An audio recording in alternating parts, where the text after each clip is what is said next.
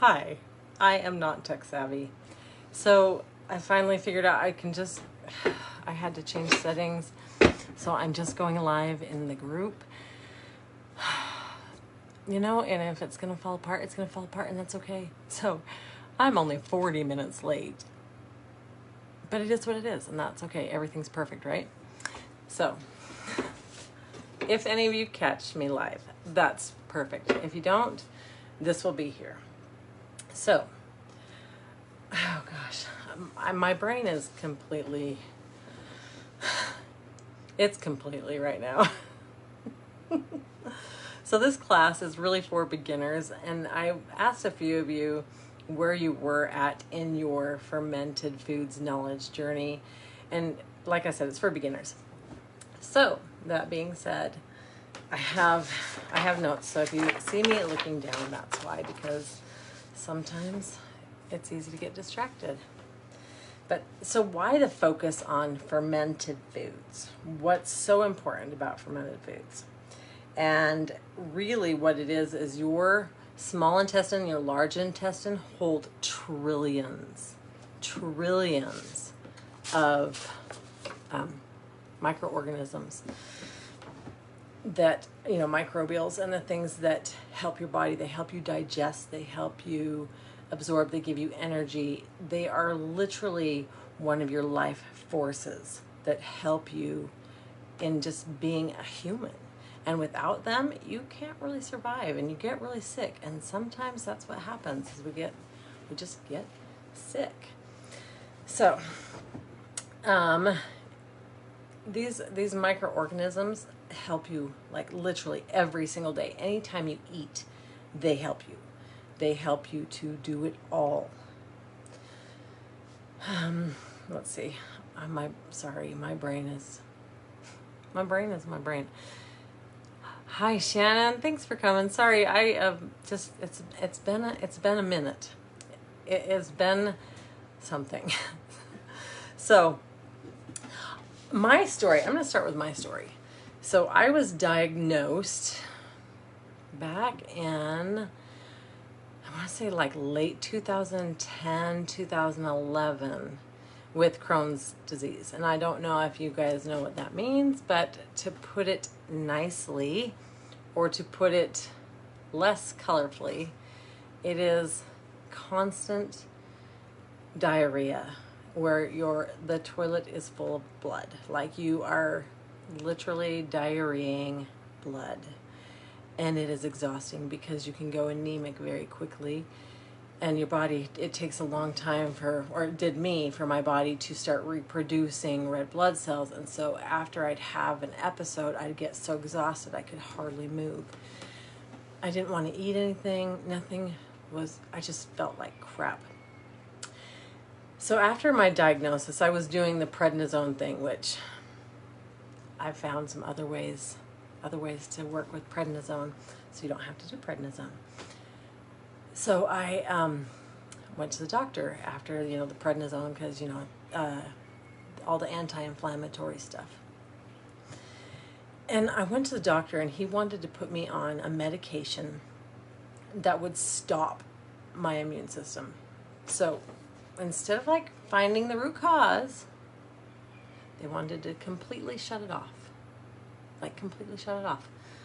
So then I would have to be very careful about who I was around, where I went, who I talked to, where I put my hands, how I washed my hands, how I did everything, because my immune system would be essentially shut off. And that was the answer.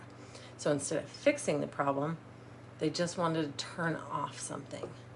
So it's like you have a leak in your hose or out in your front yard. Your sprinkler system has a major leak.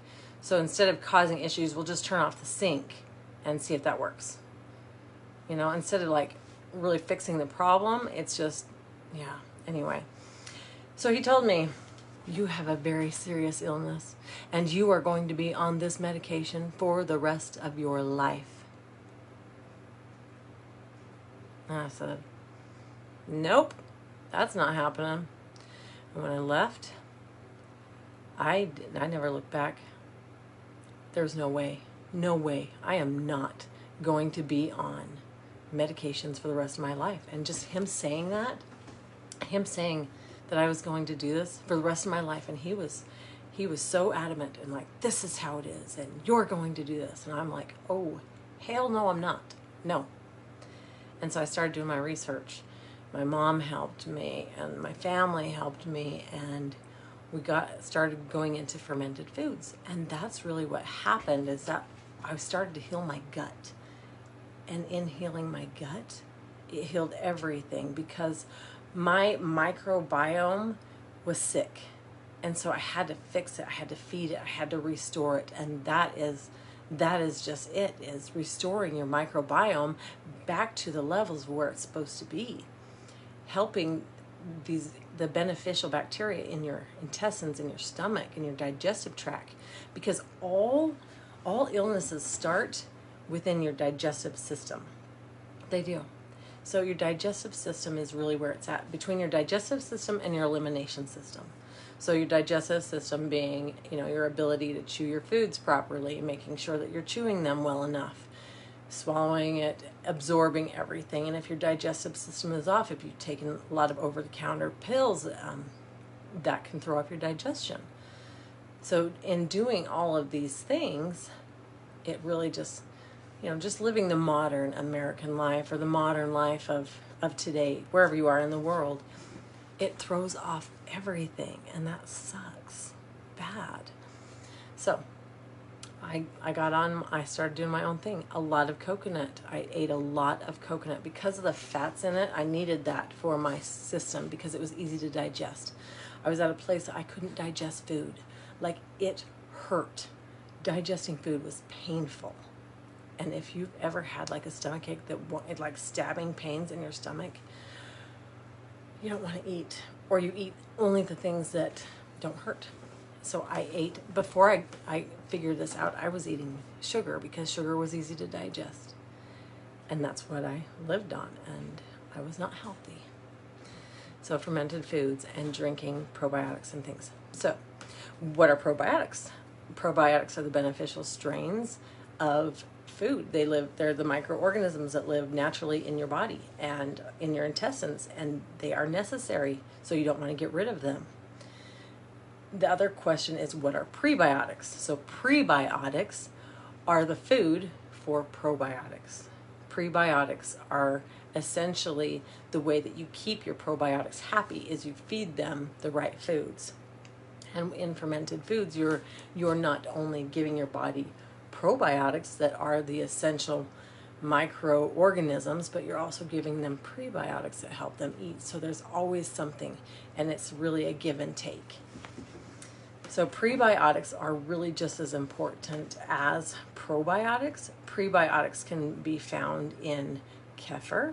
It can be found in sweet potatoes, rice, beans, legumes, digestive resistant starches. So like, if you take oatmeal, instead of eating it warm, you eat it cold. So like overnight oats. Those are really good because they're harder to digest, and that's what you want. So those are prebiotics, and that's really cool.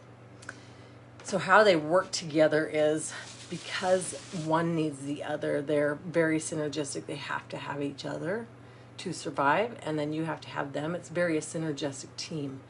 And your body doesn't want to hurt you. So when a doctor says your body doesn't like you, that's wrong. That's not even true. So I'm going to fix this camera. Your body loves you. I love my body, and without my body, obviously, then I'm just a spirit. So it's a team effort. So that is how they all work together. That is what the gist of what probiotics are. So another thing is, people want to know, are fermented foods safe? Because we get scared. We hear things, we read things, and then it's oh, are they safe? Am I going to get sick? No, you're not. In fact, fermented foods are healthier and safer than most other foods. They don't get botulism. They can't, because the bacteria in the probiotics eat everything, so that botulism can't grow. So you can't get food poisoning, which is kind of fascinating. They don't work. The probiotics are stronger and faster than any kind of a food poisoning. So that actually fixes it. If you get food poisoning, probiotics are a great way to fix it quickly. So that's kind of cool. Yes, eating fermented foods has happened for centuries and centuries and centuries. Like, there wasn't refrigeration back 300 years ago, so they had to ferment. Fermenting has happened for centuries and centuries, and it's really time we get back to that. I had a dream not long ago, maybe a year ago, that said, it was like a voice, get back to your roots. And for a while I thought that was like doing genealogy and doing those things, but it wasn't. Getting back to my roots was eating the way that my ancestors did, eating the way that's natural for the human body, and not just going to McDonald's and getting a Happy Meal. That's, man, the fact that they name it a Happy Meal, it should be a death meal, because that's really what it is. Hi, Jennifer Gold. How are you? So, anyway, that's kind of what that is. The enzymes that you need to digest your food are in all the probiotics, and so that helps you. Eating fermented foods changes the enzymes in your stomach. Like I said, so when you have a food poisoning issue, probiotics are so good for that, especially like sauerkrauts, cabbage things. Cabbage is actually really, really good for your digestion. One of the best things for digestion. I've never really been a cabbage fan until recently, and now I actually really love it. Let's see, I'm looking at my nose. So fermented foods, you store them in the fridge. You do not ever heat them, because the heat will kill the beneficial bacteria, and you don't want that. So you never heat any kind of fermented food. Store it in the fridge. It's very rare that a fermented food will go bad unless you leave it in your fridge for like 6 years. I mean, and if you leave it in your fridge for 6 years, well, you probably have other issues besides eating fermented food that's gone bad. But it generally lasts for quite a while, like months on end. Sometimes, I mean, it really depends on how you store it, where you store it, but your fridge is the best bet. You don't want to store it on the counter because it continues to ferment. So putting it in the fridge allows it to slow down that process. Like when I make kombucha, if you leave it out for too long, it starts to get a little alcohol-y, but not like alcohol that would make you drunk. It's more like alcohol that, it's just kind of funky flavor. And then it turns to vinegar. So if you leave it out too long, eventually you end up with vinegar. Still not unhealthy, but I mean, you don't want to drink vinegar unless you want to drink vinegar. I mean, that's up to you, but just so it tastes good. So I want to read this thing from the U.S. Department of Agriculture. The Service of U.S. Department of Agriculture's, wow, that is a sentence. Research Service microbiologist Fred Barrett says properly fermented vegetables are actually safer than raw vegetables, which might have been exposed to pathogens like E. coli on the farm. With fermented products, there is no safety concern. I can flat out say that. The reason is the lactic acid bacteria that carry out the fermentation are the world's best killers for other bacteria, says Barrett, who works in the lab at North Carolina State University of Raleigh, where scientists have been studying fermented and other pickled foods since 1930. Barrett adds the fermented vegetables for which there are no documented cases of foodborne illnesses. So there's no documented cases of food poisoning from fermented foods, which are safer for novice to make their canned vegetables. Pasteurized canning creates an anaerobic environment that increases the risk of deadly botulism, particularly with low-acid foods. So like I said, botulism cannot live in fermented foods because you're not heating it, and that's when you have issues. So anyway, I'll talk about that kind of stuff later. One thing I will say is when you are first starting in your fermentation journey, go slow. You don't want to just rush in and be like, I'm going to eat all these fermented foods. I'm going to make all these fermented things. I'm going to drink all these fermented things. because your body's not used to it, you need to go slow. So what happens when you go fast? You kill off too much of the bad bacteria too fast, and your body cannot handle that. So you end up with the reaction that is called Herxheimer's, which essentially can be like flu-like symptoms. Sometimes you can get a rash. Sometimes, it can give you diarrhea. It can give you constipation. So going too quickly when your body's not used to something just puts it into shock, because like I said, when those bad bacteria start to die, they release a toxin. So you're killing off things, but they're also, when they're dying, they're releasing a toxin. Your bloodstream has to work extra hard to push it where it needs to go, to clean it out, to send it to your kidney, to send it to your liver, to send it to your lungs so you can breathe out the toxins, because your elimination system is your skin, your lungs, urine, and stool. So, you've got 4 ways that you release things. And if you're clogged up, it's going to come out your skin, and that's where the rashes come from. So going slow is really important. Don't be afraid of it, because it's actually good to experience a die-off, and that's what it's called, is just a die-off. But experiencing it heavily is not fun. It doesn't feel good. I did it one time where it was not fun. So going slow is really, really important, but knowing and feeling your body and knowing what it's doing and knowing how you're helping it is super, super good. So there are symptoms to watch out for, and I'll post those later on so that you can look at them. I'm trying to think. So just, those kind of things is holding on to those bad bacterias and then killing them too quick can make you not feel good. It just feels like shit, really. So then once you're starting with fermented foods, and you're starting to kill off the bad bacteria, and depending on how healthy your body was before is how bad your symptoms will be or could be. But like I said, it's not a bad thing. It's just more of an annoying thing, because it is. It's called a healing crisis. So your body's like working double time to get rid of all the garbage, and that's not always easy.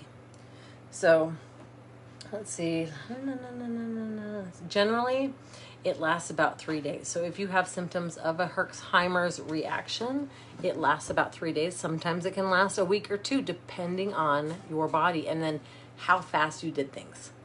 So, if you want to go baptism by fire, I don't recommend that. It's not fun. Been there, done that. Not fun. So that is that. But don't be afraid of it. Like, don't stop. Don't not start because you're afraid of having a little reaction. Not worth it. It is so much better. You're so much better off to just get started, but go slow. When I first started, I should have bought them, but it's little probiotic shots called Yakult that you buy at the grocery store. It's just like a simple yogurt. I was going to buy some, but I didn't. That's okay. So anyway, like Yakult. And I would do those when my stomach was having serious pain, and I was like, oh my gosh, I'm hurting so bad. And then I felt like I had to run to the restroom. Yakult was really, really beneficial. They don't have a lot of probiotics in them. There are very few strains, but there's enough that if your stomach is out of balance and you're feeling out of balance, it's a good way to readjust. And they're easy in the beginning. So it's a great way to start softly. Kombucha is always also a great way to start softly. Kombucha is generally made with a green tea or a black tea and then sugar. The bacteria lives on the sugar, and the green tea and the black tea are the prebiotics. So they're both a food that help the bacteria to grow, which allows it to ferment. So the bacteria, the probiotics, will ferment the food as it eats the sugars. So I know that when you read labels on things, it says, sugar is added. It is. But I can't tell you if that sugar is accurate, the quantities in there, because as it ferments, it continues to eat it. And that's why it turns from sweet, like a sweet tea, into a vinegar if you go too long. Even the ones you buy at the store can do that because they're not cooked, they're not pasteurized. They are 100% natural. So you're able to heal with those because they are actual real probiotics. They are good for you. And I love kombucha. There's also some other drinks. One is called June, which instead of using sugar, it uses honey as its food. So honey is a little less, doesn't work on your body the same way as sugar does. I mean, granted, sugar is sugar. But honey, for me, I would rather have honey. I like June. Not very many places make it commercially. You can make your own, and I can show you. Then there's also one called a ginger bug. Not sure why they have the bug part, because I don't like bugs, but I like probiotics. So a ginger bug is basically a pieces of ginger mixed with brown sugar and water and then left on the counter to ferment. And that's really all it is. It's so simple. And that's the thing about fermented foods. They're not hard. They are so easy. And I'm going to show you some of that in a minute. I got some, I got my cabbage. I got some things I want to show you. Also, I haven't tried this yet, but I'm excited to. It is a broccoli cauliflower mixture that you instead of using I don't use vinegar. None of my stuff has vinegar or salt as its curing agent. It's actually a bacteria start, and I forgot to get that out of the fridge, so I will show you that. But juniper berries. So juniper berries, and I know you've seen them, they're like on the little pine trees, the little circle balls, and they have like a little coating on them. So generally they're kind of a light blue, but with that coating, it kind of gives them a white thing. That is actually a beneficial yeast that's natural, and you can actually make sourdough bread with that. And it's also good, like I said, for fermenting. And there's a recipe I want to try that's cauliflower and broccoli that uses a juniper berry as a start. And juniper berries are actually really good for type 2 diabetes, for helping your liver and your pancreas get happy. So I'm all about letting my liver and my pancreas be happy. I don't have type 2 diabetes, but I also don't go to the doctor because I heal myself naturally. I am very holistic. I love holistic. Occasionally, I will take an ibuprofen if I need it, but I don't like to. I don't like to because any kind of over-the-counter medications like ibuprofen, Tylenol, Sudafed, any of those, they actually destroy your gut bacteria. And I will tell you, like Prilosec, oh, I could talk to you about that for a while. Prilosec,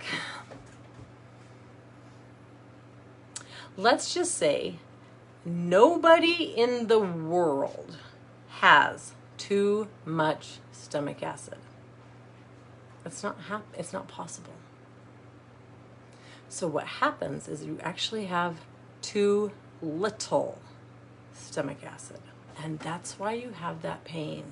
And it's not that it's going up, it's that you're creating those air bubbles and things that when it comes up, you're like, oh, I'm feeling it in my chest. Yeah, because you don't have enough stomach acid. Your body will never make too much of something. It's too smart for that. So I'm just going to give you my one little tip on this. If you get heartburn, and I used to get heartburn a lot, eat a banana. That will help a heartburn almost instantly. And if you're wild and crazy like I am, I take a shot of apple cider vinegar. Burns going in, and then literally in less than a minute, heartburn gone. Because you're adding more acid. And as it goes into your stomach, it actually neutralizes, but it helps that. There's also cayenne pepper. Cayenne pepper is really great for stimulating your gastric juices. So, I know, unpopular opinion, you never have too much stomach acid, but the Prilosec will make it's a numbing agent. So yeah, you feel better because you can't feel it anymore. So look into things before you just take them. That's my opinion. All right, so I'm looking at my notes. we have talked about how they help your body. And like I said, your microbiome, your body wants to be healthy. Why in the hell would someone say your body doesn't like you because you're having a reaction to something? Why in the hell? Your body loves you because, I mean, obviously you're a soul and a body, so you're a team. But why would one part of you want to hurt the other part of you so that it would cause you injury and illness and maybe kill you? That doesn't make sense. Your immune system is doing what it has to, what it feels like it has to fix your problem. So, one thing about taking over-the-counter medicines, and you do what's right for you, and I'm not saying not to, because that's you, and that's your choice.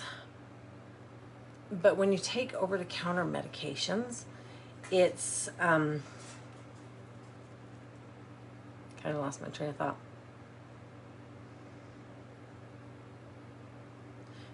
It throws off your gut biome because it shuts down things. It kind of kills things off. Oh, I totally lost my train of thought.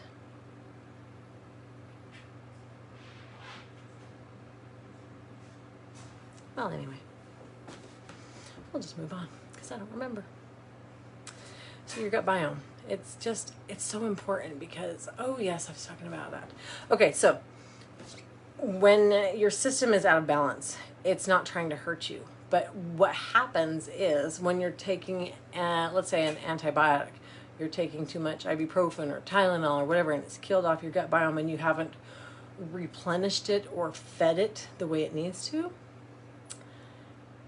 what happens is the yeast. So your body has good guys and bad guys. And some of your good guys play bad guy when there's not other good guys to influence it. So it's like the yeast is beneficial when it's got all the other good bacteria around it. But as soon as we kill off those good bacteria, then the yeast that was a good guy turns into a bad guy, which is candida. So you get a candida overgrowth. So that yeast, when it has a good influence around it, it behaves a certain way. But as soon as that influence is gone, it morphs and shifts. And it grows a very long tail with little spikes kind of on the end, and it's called a whip.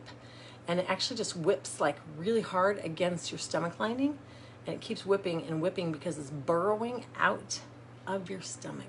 And that's where you start having autoimmune diseases or a leaky gut, because those yeasts have penetrated your stomach lining and gone into your bloodstream. And then your body's like, oh shit, things are not where they're supposed to be. I need things in order. I need things to be the way they're supposed to. And so I've got to take care of this problem. The problem is it's, instead of fighting it softly, or if it's a really big exposure, it's going in for it like an atom bomb, a grenade, trying to help fix the problem.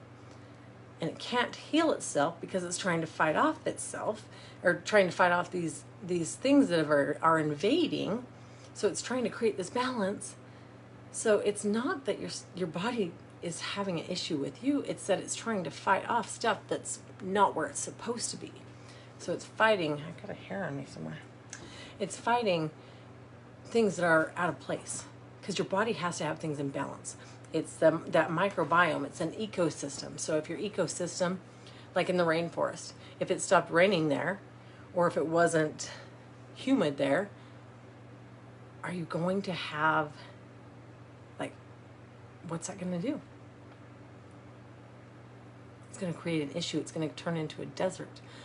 So then the ecosystem will be off, which then affects the animals, it affects the plants, it affects the people, it affects everything. So having one thing off then eventually turns to this thing and that thing and that thing, and it just kind of is a snowball effect with bullshit that nobody wants.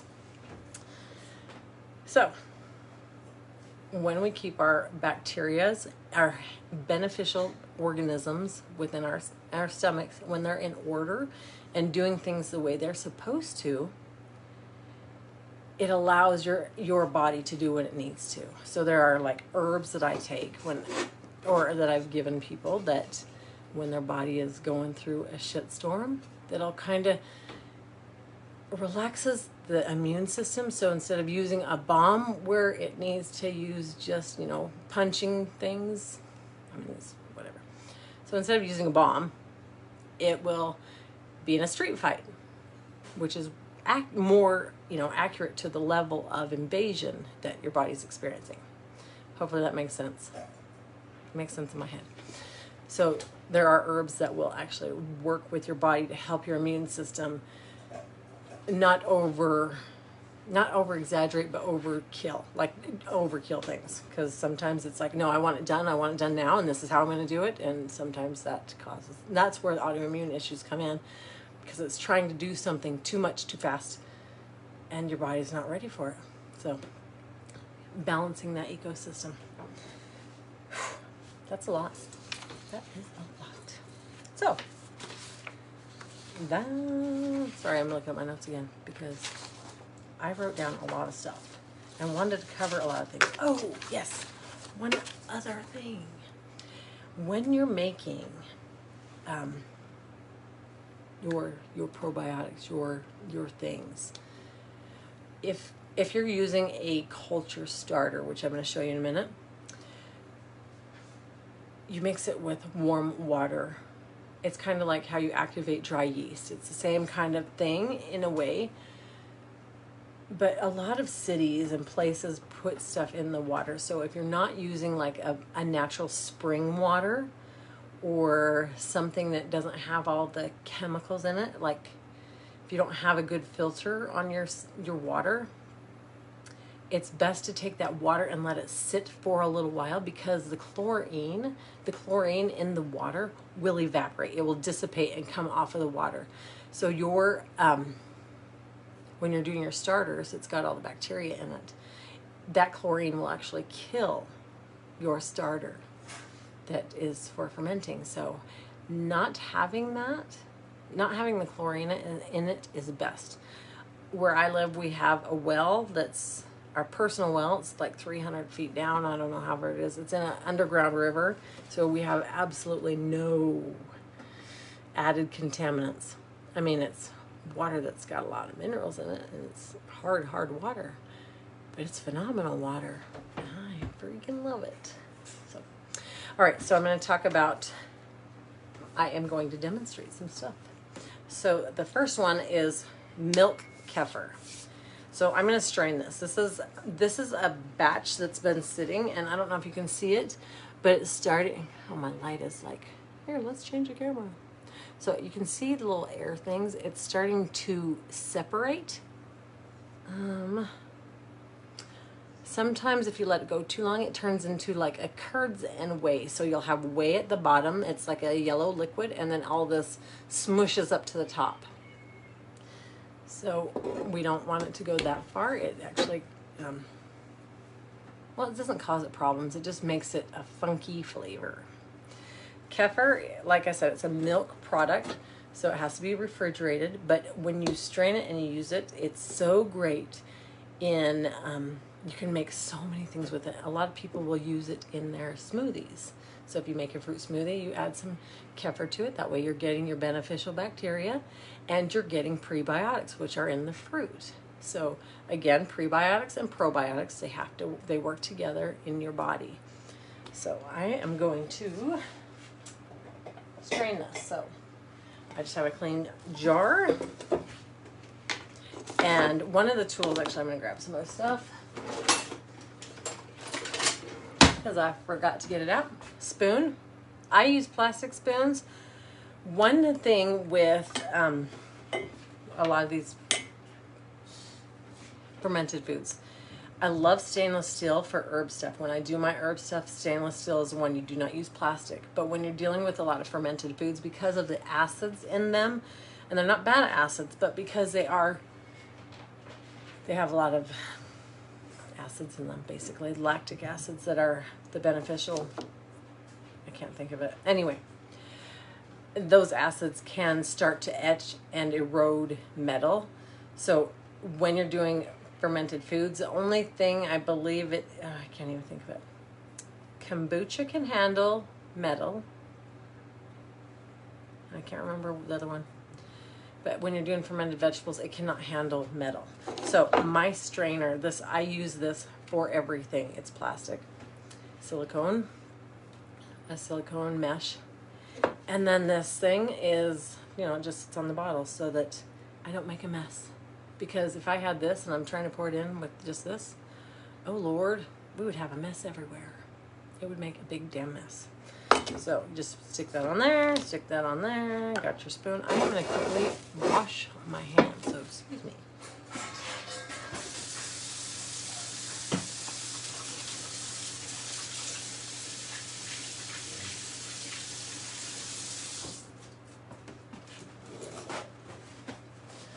All right, as you can see, I've got my stuff.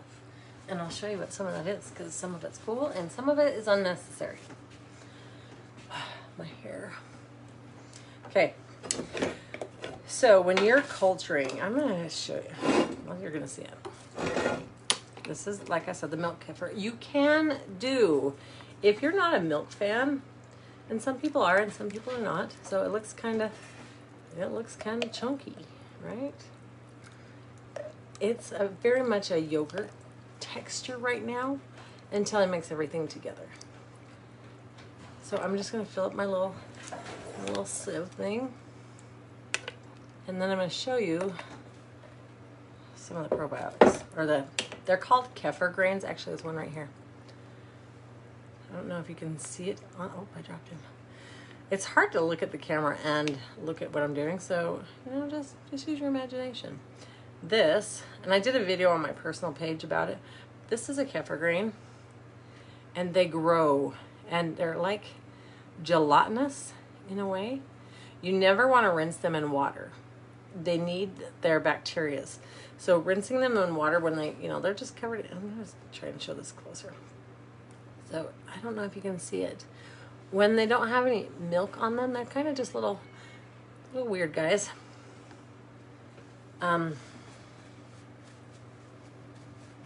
They are very gelatinous, so you can kind of squish them. If I'm having a really bad day with my intestines and my guts and I'm just feeling all sorts of ways, I will eat one just like that. A small one, because there are so many strands of bacteria in kefir. I believe last time I checked there were 60 plus strands. 60. I mean, and that's like, okay, so there's a bazillion million strands in one of these, but 60 different titles, different names. So yeah, there's a lot in there. So having that many in there, when my stomach's not feeling good, I just will eat one. I eat a very small one because, like I said, that's a lot.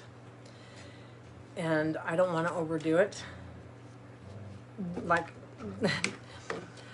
the texture when you chew them, just think an oyster. If you don't like oysters, it's better to probably swallow it like a pill. And when my kids, that's what I have them do, because they're like, oh, it's so gross. It's not gross. It's just got a texture. And if textures are a thing for you, well, okay, my bowl. My bowl disappeared. Okay, I'll get another one. Okay, so as I'm going, I'm straining it off, and I'm going to show you this jar in just 1 second. But I'm straining it off. The grains stay in here. So that's why I'm using the strainer, is to separate the grains from the kefir. And I'll just put them in a bowl. So then I have my little bowl full of kefir grains. And in here is the kefir. So I'm going to kind of take that off for a second. You can see it's pretty liquidy. And you just keep going until you're done. Once it's all done, you've strained it, you just put it in the fridge and use a little bit as you go, as much as you want. When I use it, I actually use a lot. I can make cream cheese logs with this, and so you can do like a cheese ball that's a kefir cheese ball. You can make so many things, and then people are getting healthy stuff and they don't even know it, and that's the best part. It's easy to hide. If you let your kefir ferment too much, it will start to taste like feta, so it gets kind of a bitter bite. I'm not a feta fan. I'm not a blue cheese fan. So when it gets like that, it's a little too funky for me. So adding it to something is super amazing. Also, my mom, when she drinks hers, she likes to add coffee creamer to it. So you can actually add a coffee creamer. She uses a chocolate caramel, and that actually works really well with the flavors. I don't think I would add a peppermint mocha to this because that would be, the flavors would be a little funky. I haven't tried a lot of the coffee creamers. When I drink mine, I usually do it straight up, and I kind of shoot it, so it's pretty quick, and that works for me. So everyone has their way of doing things the way they do things, and that's okay. There is no wrong way.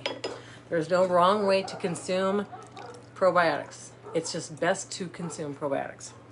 So after you've strained it, like I was saying, you just put it in the fridge, and then you take your grains, and I'll show you that. You put them back in the jar that you originally had, and you add whole milk to it. You don't want to use 1% or skim milk because it needs the lactose. It needs the fat. It needs those things in the whole milk. If you use those other milks, your kefir grains will start to get smaller and smaller because it can't replenish itself. The milk acts as a prebiotic that helps the grains to grow. My grains, I have been working with these grains since well before 2018.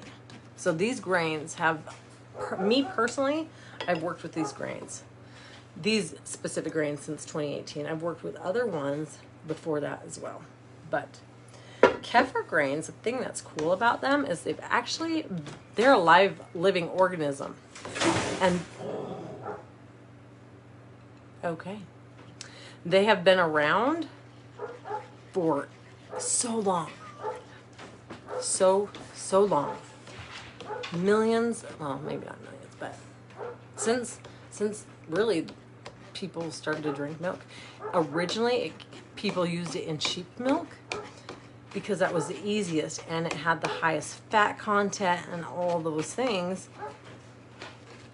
And then people went to goat milk. Raw goat milk is probably one of the best things to use kefir grains, but it's also not the easiest to get. So I just use cow milk from the grocery store.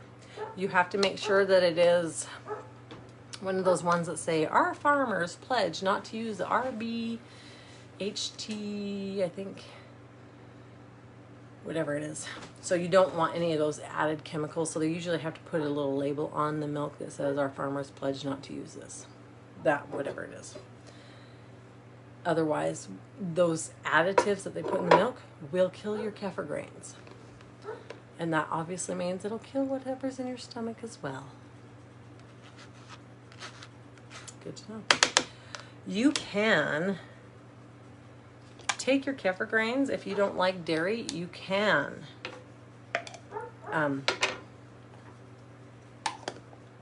use nut milks, coconut milk, almond milk, and it will work. However, your grains at least every couple of days, because fermenting is pretty quick. I will ferment a full jar like this in 24 hours and it's ready again to go. So every few days you need to add it back to whole milk because it needs those beneficial things in the whole milk. Gotta put that on this lid. So this is what it looks like now. I've strained it all. This one I put on this lid because it doesn't leak. A lot of the other lids leak. I use plastic again because the metal ones will corrode. And this will just go into the fridge and we use it out of the jar for whatever we want. I give this to my dogs as well, so they get plenty of probiotics. I get plenty of probiotics, and it's good for everyone. It's good for your animals, and it doesn't give them the poops. like regular milk would. But it's just so good for them, and they usually love it. Sometimes my cats are like, I'm not so sure, because my cats are a little bit picky, and they think that human food is gross, which is probably not a bad thing. So I have my jar. I actually will just reuse it. Probably every week, I'll wash it out and with soap and water, and then rinse it really good, because it looks a little funky. But there's still so much. If you can see in the bottom, there's still a lot of stuff in the bottom. It's just more of that bacteria, and it's good bacteria.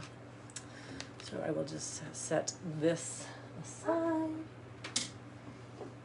put this back on, and my kefir grains are just right here. I'm going to just pour them back into the jar, and I am going to run and grab milk because I forgot to get milk. I'm going to grab it out of the fridge, and I'm going to grab the starters, so I'll be right back.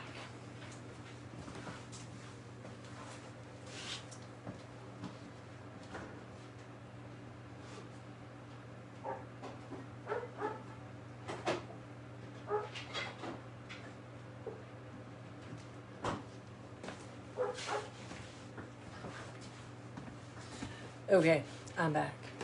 So this is just the local grocery store. I don't know if you can see it, but it says, let me find it. Our farmers pledge not to use artificial growth hormones. So don't use artificial growth hormones. I'm going to tip my camera a little bit so you can see what I'm doing. And hopefully I don't jerk it all over. Okay, kind of. Pretend you can see it. And I just use this little thing, and it just swirls and twirls, goes into here. And like I said, you're going to leave this on the counter for roughly 24 hours. Depending on how cold your room is, the temperature of your room will make a big difference in your fermenting. So let me put this back where it was. So having a room that's too hot will make things go fast. Having a room that's too cold will make things go really slow. And it's not good or bad either way. It's just, it speeds up the process or it slows it down. So there's not really a wrong way. It's just what it is. And I will wipe off the rim. But like I said, I will reuse this bottle probably for the week, and then I'll wash it again. You can put like a piece of tape and write dates on them when you strain them, just to keep track in your brain. I strain enough that I don't need to keep track, and it works out pretty good. I mean, it works out great for me. So I'm just going to set this aside. I do put a bowl underneath it, because if I leave it too long, it will bubble up and it will come over the edge. The whey will come over the edge. So you don't really want that. So it's good to have a bit of protection for it. I'm going to set this over here. Okay, culture starter. I talked about culture starters. I don't use vinegar. I don't use salt. Vinegar fermenting is not necessarily a bad thing, but you don't get the same bacteria. You don't get the same probiotics, prebiotics that you would in a starter. So this is one of them. I don't know if you can see it. It's called Starter Culture for making raw fermented vegetables. And you always use raw vegetables. Organic is always best. If you can't get organic, I mean, you use what you've got, right? What you have available to you. It looks very similar to your active dry yeast, just a little packet. This box originally came with 6 of these, and each one will ferment 5 pounds, or the whole box. Anyway, I'm not sure. I just mix one of these in with my thing. Here is another version of Body Ecology Culture Starter. Contains 6 packets. This is a brand I generally use more often. So I do use a starter because, and this, I believe you can buy this one at natural grocers. You can buy them at any kind of like health food stores. So it's easy to get. Trying to think. So again, just this one is just a little packet, and you mix it in. Let me see if it tells what the directions are. I usually just mix it. Okay. No directions. Here's the directions. I really just put it in. So it says use 1 to 1.5 quart container that's sealed. Just add like a couple cups of water to a couple cups of water. It really doesn't matter because it's got all the bacteria in it. I wanted to show you how to make kombucha, but I didn't have that already. Kombucha, if you want the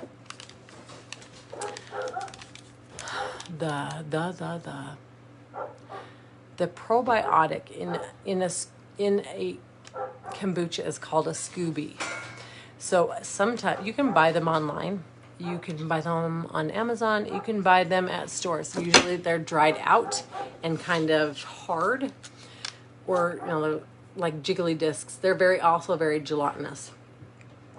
I don't have any here right now because I haven't made any for a while. But like I said, it's a SCOBY, and a lot of people say it looks like an alien. It does. It really does. It looks like an alien.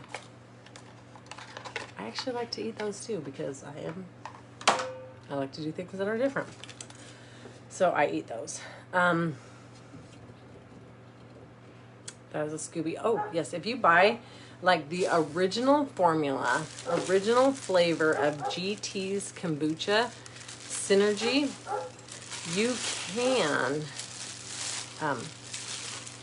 take it and create a SCOBY on your own. It just takes a little bit of time. When you're doing anything with kombucha, you do not put a lid on it. A lot of these will create gases that will explode things. It's a lot of pressure because there's a lot of gases that are created.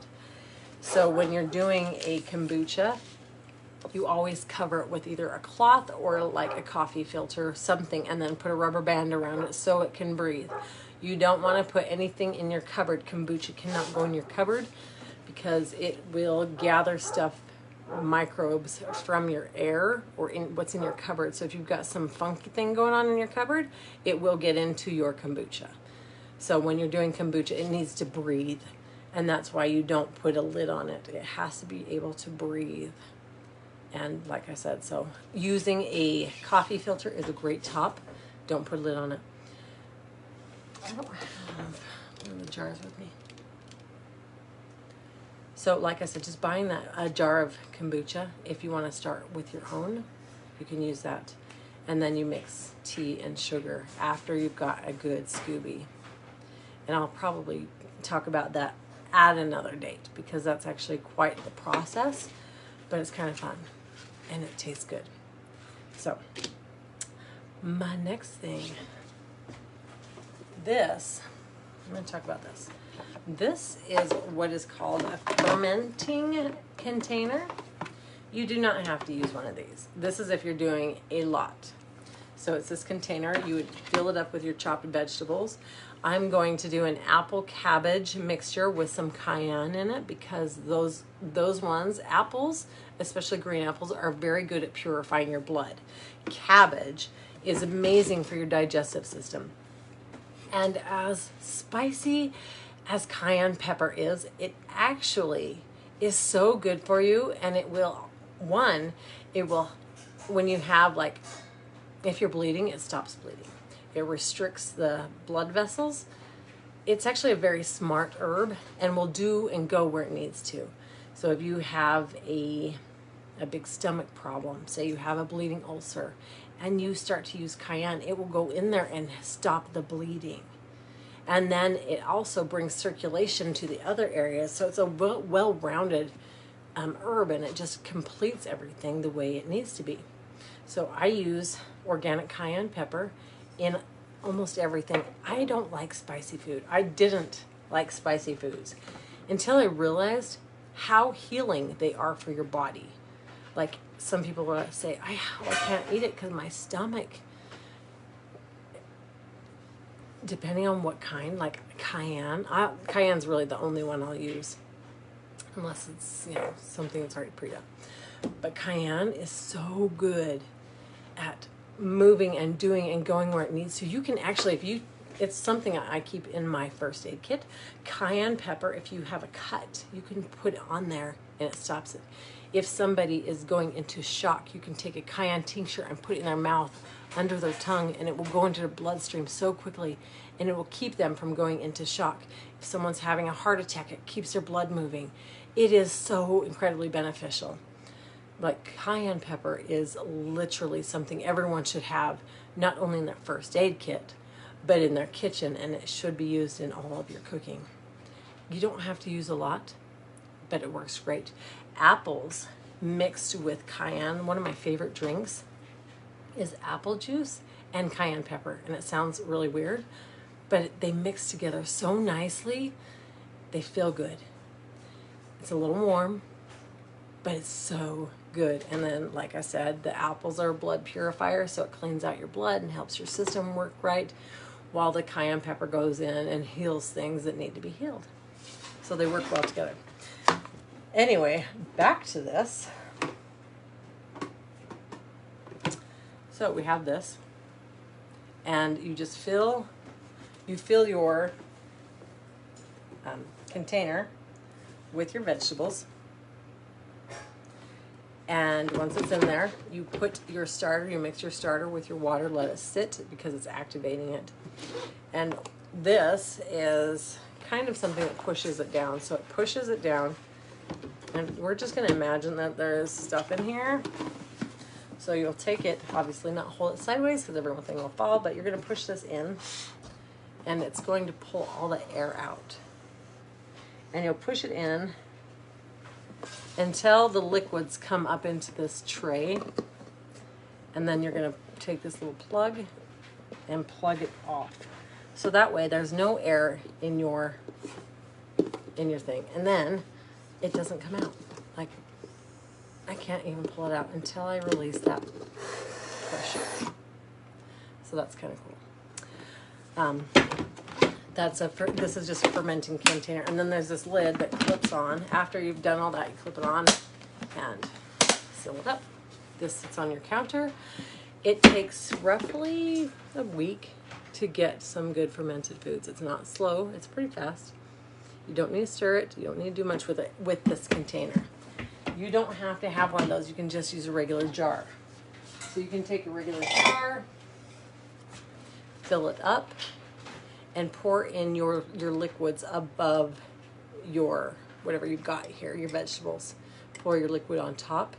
That way it keeps going. You don't have to do anything. If your vegetables start to turn brown because they've risen above the water, scoop them out, and that's it.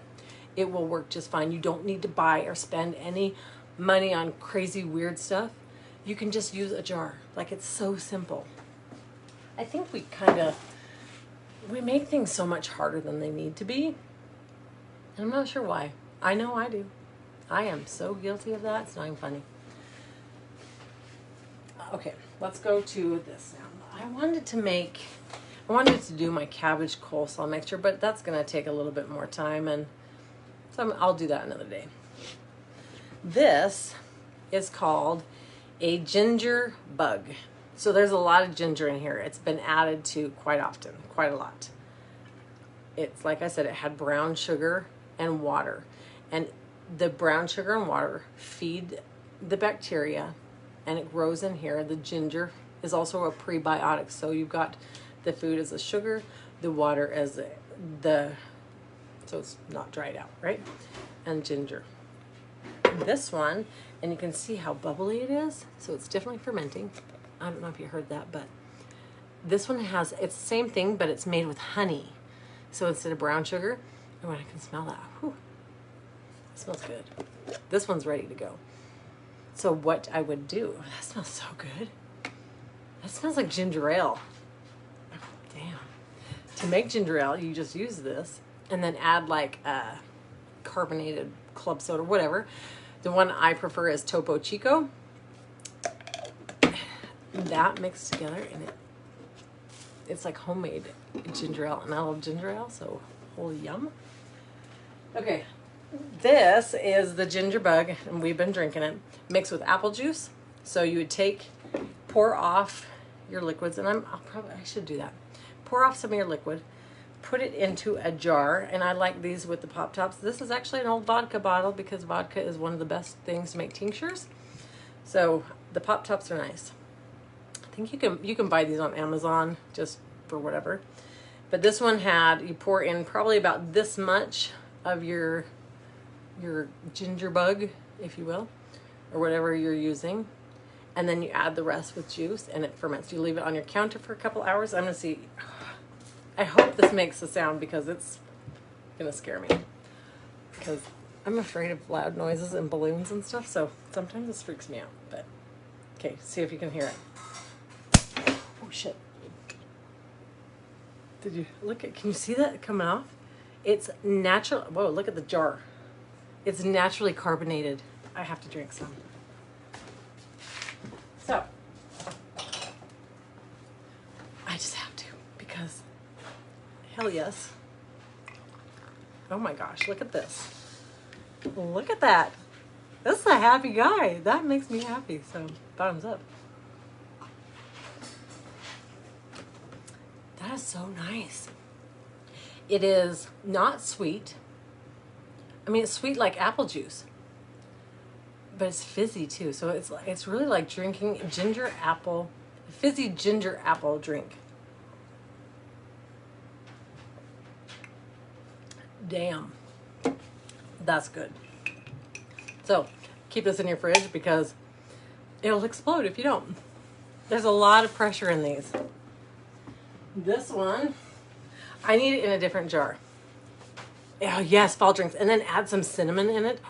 Cardamom, a little nutmeg, some allspice. I could make some serious drinking. You can also, if you're someone who likes to indulge in alcohol, I don't usually, unless it's the sangria. I love sangria. You can mix in vodka or gin or whatever. I don't like gin. Too many horror stories when I was younger. So vodka, like I would totally make a really killer drink and then add some caramel syrup in it so it's fermented, but it's also got some other stuff like some caramel syrup, some cinnamon. Oh, that'd be like a caramel apple delicious heaven. Okay, let's see if this one. Okay, this jar. This is a fermenting jar, and on the top it's this little squishy thing, and it's got a little hole so it can release some of the pressure. So this one probably won't pop. Nope. And like I said, it scares me. It's literally like those Pillsbury rolls, and you open them and they explode, and it's like, shit, they scare me. So this one is the same thing, but with grape juice, and I didn't have another jar to put it in, so we used this, and it worked. I need to put it in a different jar, but grape juice, you want a sugary, not a sugary drink, but no added sugar, no diet juice. You want a straight up juice for these because it needs the sugar. If it starts to go a little bit wonky, it's because it doesn't have enough sugar. The sugar is its food. And obviously it can handle the sugar where we cannot. When you ferment foods, it actually adds back in vitamins, nutrients, and minerals that you've lost. So fermenting foods really is super helpful. For me, like when I'll make my cabbage, my cabbage apple thing, I will also add in, it's a plant called plantain. It's not the banana or the thing that looks like a banana. It's actually something that usually grows in your yard.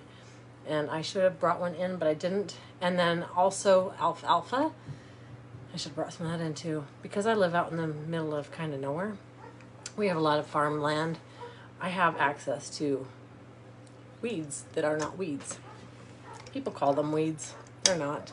They're so beneficial. Ooh, I'm gonna burp now.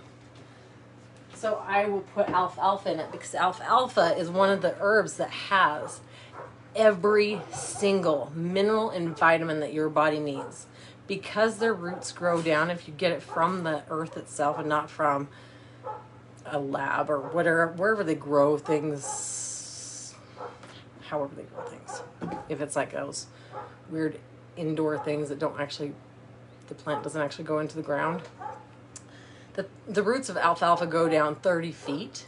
So they're pulling up minerals and nutrients from 30 feet down below, and they are not even like things that we don't normally get. So alfalfa has everything in it. It's phenomenal. So I'm going to try this grape one.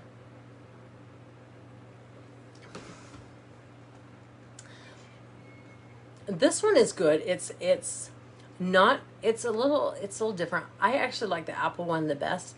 I like it tastes like regular grape juice, but a hint of sour.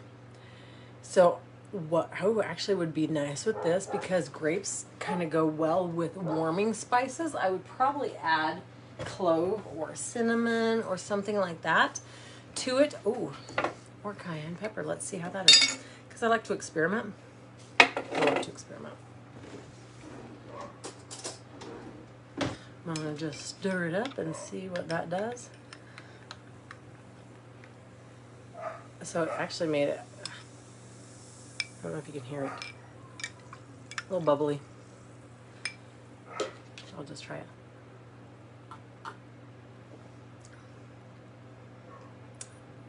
Ooh, that's a kick. That was good. It hit me right in the back of the throat. Cayenne pepper will do that every time. Anyway, so that is that. I love that. What was I saying? Cabbage, coleslaw. Anyway, it's really,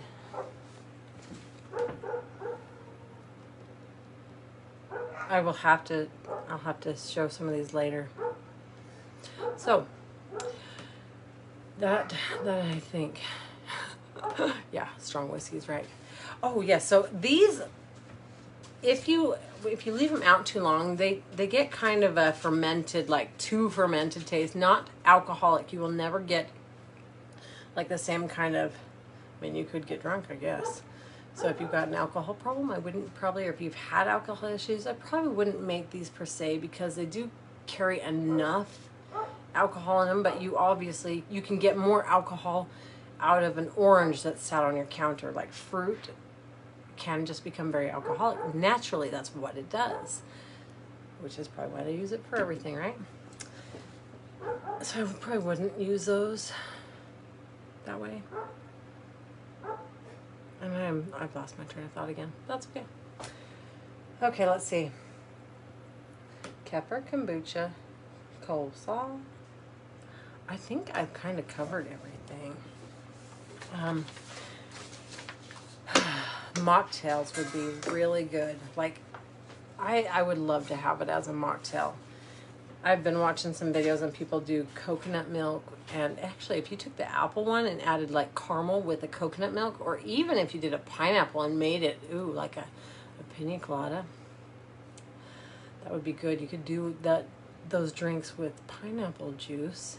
There's also a pineapple bug where you can do the same thing with organic pineapple skins. When you cut it, you just peel them off, boil them in water, and use those. I'm not exactly sure. I've never tried it, but I actually would like to. Let's see. So that is that. So this is really just a basic course, kind of to give you an idea of there's so many things you can do. So many things of what you can do with fermenting foods and how you can heal your stomach. Because once you start healing, you're going to receive your energy is going to come back.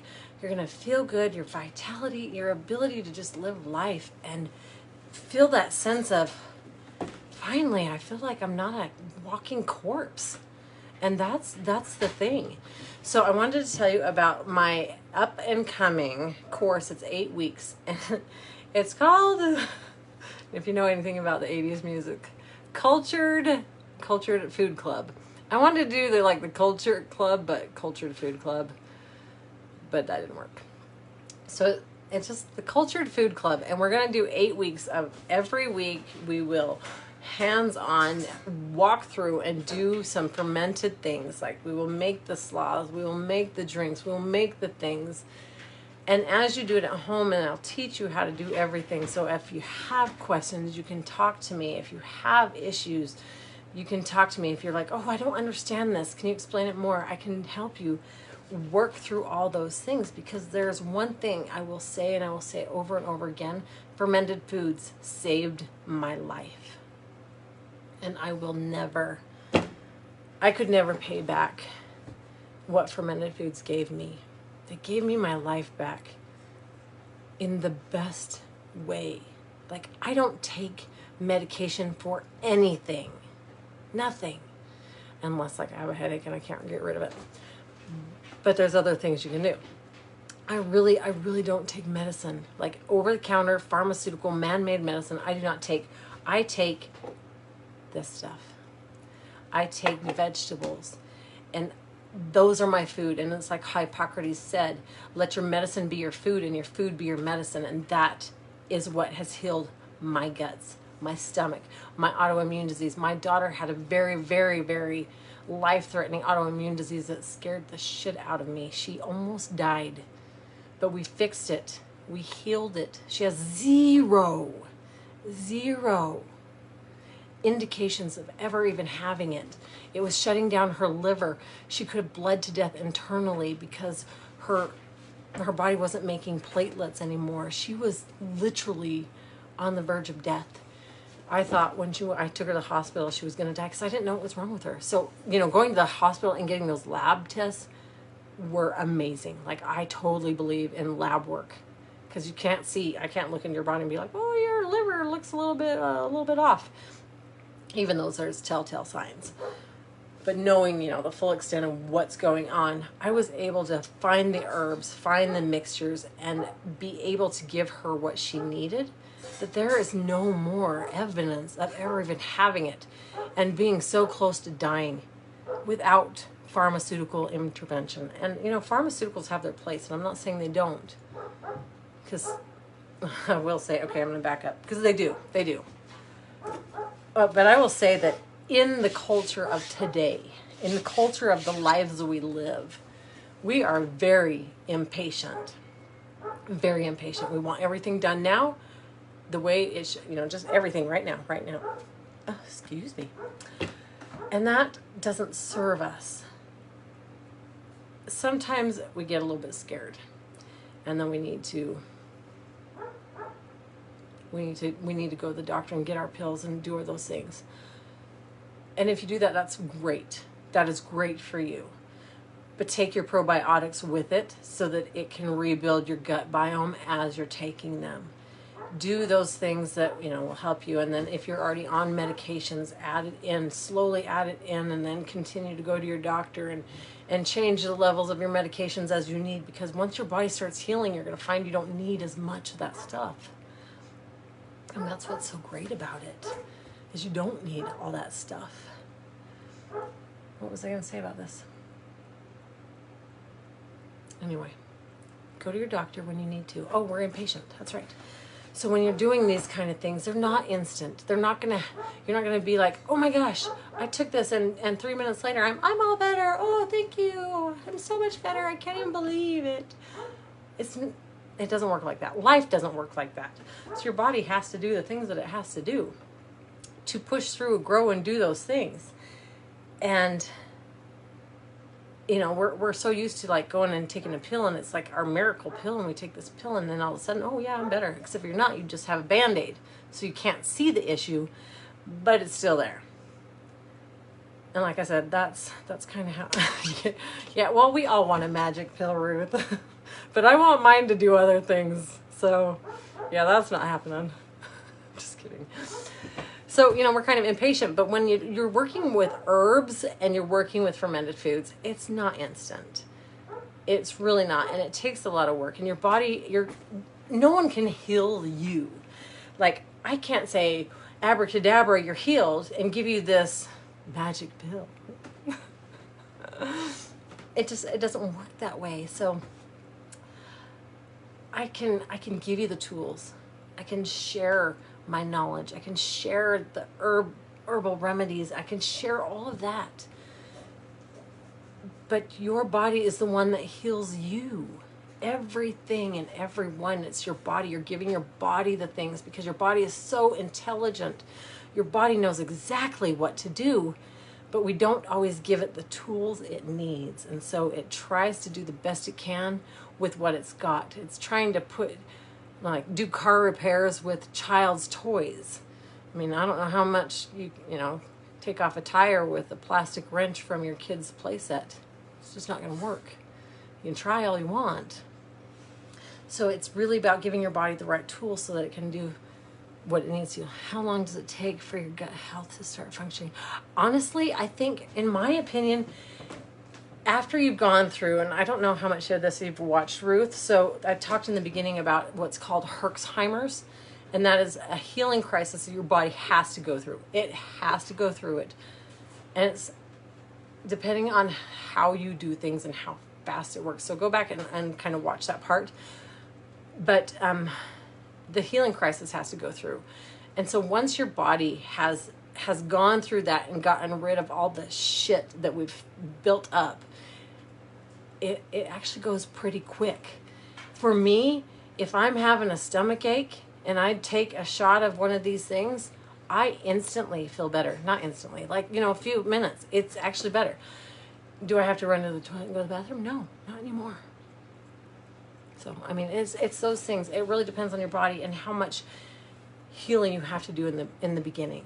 Everyone is different, but once you start getting all that shit cleared out and you're not feeding it processed shit anymore and you're feeding it healthy shit, you're giving it prebiotics and probiotics, you don't have those issues. So it starts to regulate itself, and then your biome, your ecosystem comes back into a synergetic balance, and it's not hard. Like I said, though, if you haven't been doing probiotics, and I know you have, Ruth, you've been talking about your son has done kombucha and stuff, and I love kombucha. But and depending on how much experience you have with them, because if you've been sickly, really sick all your life, and then all of a sudden you take some probiotics, your body's going to go, what the fuck? What is this? I love it, but what is this? So it's kind of, those things. So you have to navigate with intention and with intuition. So I know that doesn't really answer your question, but I might have missed the intro. Yeah, well, I had a lot of technical difficulties in the beginning. So I started really late. Technology was not my friend today, and that's okay, because it's all perfect and it works the way it needs to, exactly the way it needs to, and I'm grateful. So did you talk about your story at all? I don't know if I did. Okay, cool. Watch the replay. I was on it. I wasn't on. Oh no, you're good. You are good, Jennifer. I started when you need. Yeah, that's you. That honestly, the perfect time to start probiotics is today. That's it. I mean, the perfect time to heal your body is today. You can always hem and haw and go, oh, I wish I would have done this 30 years ago. Well, that doesn't matter. That doesn't matter. And then if you start tomorrow, that's okay too. There is no wrong way, and there's no shame, there's no guilt. It's just you start when you need to, and that is so perfect, Ruth. Thank you for saying that, because it's true. It is so true. So I am going to do my Cultured Food Club. I just wish I could do Culture Club, because that's funny. And I like goofy, weird shit like that. So anyway, Cultured Food Club, it's going to be 8 weeks, and we will do everything together where I show you exactly how to do it. And if you have questions, we work through that. If you're dealing with symptoms, you're like, oh, what's going on? We deal with that. And we work through herbs, and we do things that you can do in your home for everyday stuff. And it's not a big deal, and it's easy, and it feels nice, and it's just simple. It doesn't have to be difficult. And it's nice when you can watch all the YouTube videos you want, and that's great. But it's nice to have someone to talk to ask questions to, that's been there, that's done that, that's experienced it. That's what's important. So it's going to be on my early bird is $500. 8 weeks, and we will do multiple calls. Well, at least one call per week, and then we'll have the Telegram chats and the video chats and all the things. I haven't worked out all the details, but it will be 8 weeks. It'll probably start in October.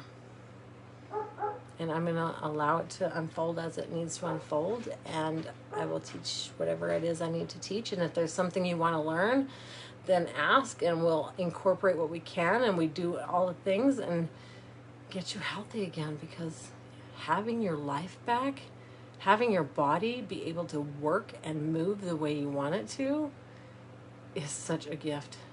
I don't know if you guys have seen my post I wrote yesterday about movement, and there was a time that I couldn't move. When I was so sick with my autoimmune disease, when I'd have flare-ups, I couldn't move. I was sick. I was in bed. It made me so sick. And then I was a single mom and trying to take care of my kids and trying to go to work and trying to do all the things. I'm glad I'm not in that space anymore, because that was one of the most difficult times of my life. And then I've had so many surgeries. Before I realized that I could actually heal those things, I worked in the operating room. Not anything technical, not anything nurse or whatever. I was an assistant. I got everything ready for surgeries. But the thing is in that environment, you do everything within that environment. So I've had a shit ton of surgeries. I have so much metal in my body that I need to have removed. But knowing that I could have fixed that, I could have healed those things before doing invasive surgeries and adding in screws and bolts and nuts. I'm like literally the walking bionic woman. Not even a joke. So it would have been nice in those moments to have someone to hold my hand and tell me how I can do it. How can I fix this? How can I work with this? Anyway, if you're interested, great. If this completes you, that's great. Everything is perfect exactly the way it is. And I'm just really grateful that all of you came, that there were so many people that, that there were people that came in and wanted to learn this, because this is literally my passion baby, because I would not be living and walking and moving the way I do now without this. I wouldn't. And that's the beauty of it. And the thing that's great is I get to teach my kids, and I get to teach my friends, and I get to teach my neighbors and those around me that want to learn. And I freaking love that more than anything, is that I get to share my heart and my passion and my healing. And that is phenomenal for me. Anyway, so I will see you all later.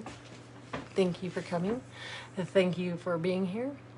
And I will probably, if you have any questions, write them on up here. I'm going to post some more things in this group so that you can see some of the stuff I have talked about, like pictures and so on and so forth. So I love you guys. Thank you so much. Thank you. Thank you. I really, really love you guys. I'm grateful. More than you will ever know. I am grateful. And I'll talk to you soon. Bye.